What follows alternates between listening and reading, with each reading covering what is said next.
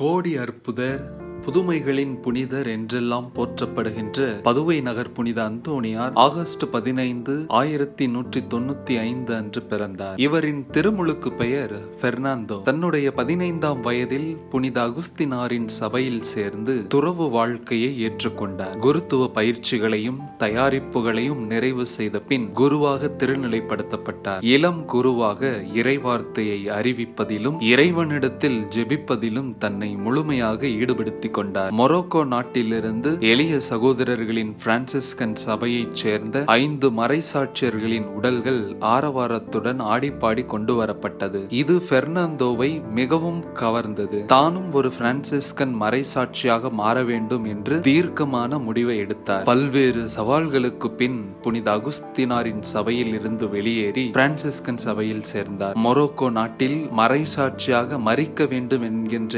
எண்ணத்தில் பிரான்சிஸ்கன் சபையில் சேர்ந்திருந்தாலும் கடவுளுடைய திட்டம் வேறு ஒன்றாக இருந்தது என்று அப்போது அவரால் உணர முடியவில்லை. அந்த நாட்டிலே அவர் பல மாதங்கள் கடுமையாக நோய்வாய்ப்பட்டார். எனவே மீண்டும் அவரது நாட்டிற்கு திருப்பி அனுப்பப்பட்டார். உடல் நலம் சற்று தேறிய பின்பு மீண்டும் தன்னுடைய பணிகளை ஆர்வமுடன் செய்ய தொடங்கினார். டொமினிக்கன் மற்றும் பிரான்சிஸ்கன் சகோதரர்களின் குருத்துவ அருட்பொழிவு திருவிழா முடிந்த பிறகு அந்நாளின் இரவு நேரத்தில் அவர்களது மறைமாநில தலைவர் புனித அந்தோணியாரிடம் எளிமையான மறைவுரை ஒன்றை வழங்குமாறு கேட்டுக்கொண்டார். தொடக்கத்தில் தயங்கினாலும் பிறகு இறைவார்த்தையின் மீது அவர் கொண்டிருந்த தீராத ஆவல் அவரை உணர்ச்சி பூர்வமாக எடுத்துரைக்க வழிவகை செய்தது. உடனே அங்கிருந்த அனைவரும் மெய்மறந்து அவரது வார்த்தைகளை கேட்க தொடங்கினர். அந்தோணியாரின் திறமைகளும் அறிவும் வெளிப்பட்டவுடன் அது முதல் துறவு மடத்தில் தவம் நிறைந்த அமைதியான வாழ்க்கை வாழ்ந்தவர் ஒரு போதகராக வலம் வரத் தொடங்கினார். அவரின் மறையுரையை கேட்க மக்கள் கூட்டம் கூட்டமாக வரத் தொடங்கினார்கள். அவர் கடவுளின் வார்த்தையை